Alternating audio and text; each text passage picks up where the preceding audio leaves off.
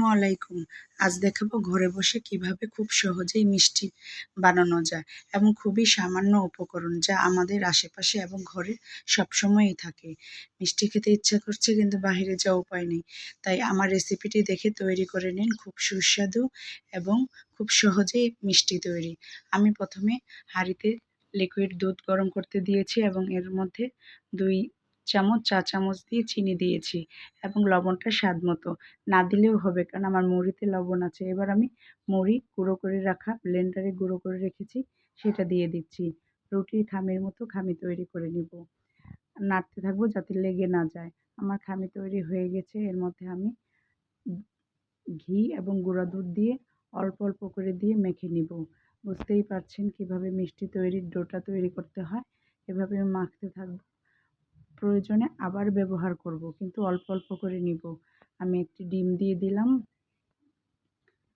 যদি মনে হয় খামিটা শক্ত তাহলে আপনি 2টা ডিমও ব্যবহার করতে পারবেন। যেহেতু আমার খামিটা একটু নরম, তাই আমি একটা ডিম ব্যবহার করলাম। আর মেখে নিব আস্তে আস্তে করে। হালকা হালকা ঘি হাতে নিব আর মাখবো।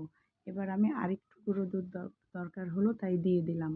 এভাবে দিয়ে দিয়ে আমি মাখতে থাকবো। মাখতে মাখতে এক পর্যায়ে আমার খামি তৈরি হয়ে গেছে।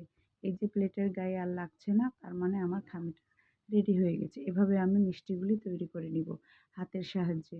সবগুলি আমার মিষ্টি তৈরি হয়ে গেছে। এবার ভাজার পালা। মিষ্টিগুলি আমি ভেজে নিচ্ছি। আপনি চাইলে ফুড কালার ব্যবহার করতেও পারেন। যেহেতু আমি ঘরের উপকরণ, একদম হাতের কাছের উপকরণ দিয়ে তৈরি করলাম, তাই ফুড কালার ব্যবহার করলাম না। আমার সবগুলি মিষ্টি সুন্দর মতো ভাজা হয়ে গেছে। এবার আমি নিব মিষ্টির শিরাটা তৈরি করার জন্য। এখানে চিনি থেকে দ্বিগুণ পানি নিতে হবে। নিয়ে জাল দেওয়ার পরে যখন চিনি গলে গেছে, দিয়ে দিয়েছিলাম আমি 2-4টা এলাচ। দেওয়ার পর আমি এর মধ্যে মিষ্টি ভিজিয়ে দিয়েছি। বাস, আমার মিষ্টি হয়ে গেছে। বুঝতেই পাচ্ছেন কত সহজে এবং কত তাড়াতাড়ি ঘরে বসেই তৈরি করা যায় অসাধারণ এবং সুস্বাদুর মিষ্টি তৈরি। আপনিও আমার রেসিপিটি দেখে তৈরি করে নিন। সবাই ভালো থাকবেন। আল্লাহ হাফেজ।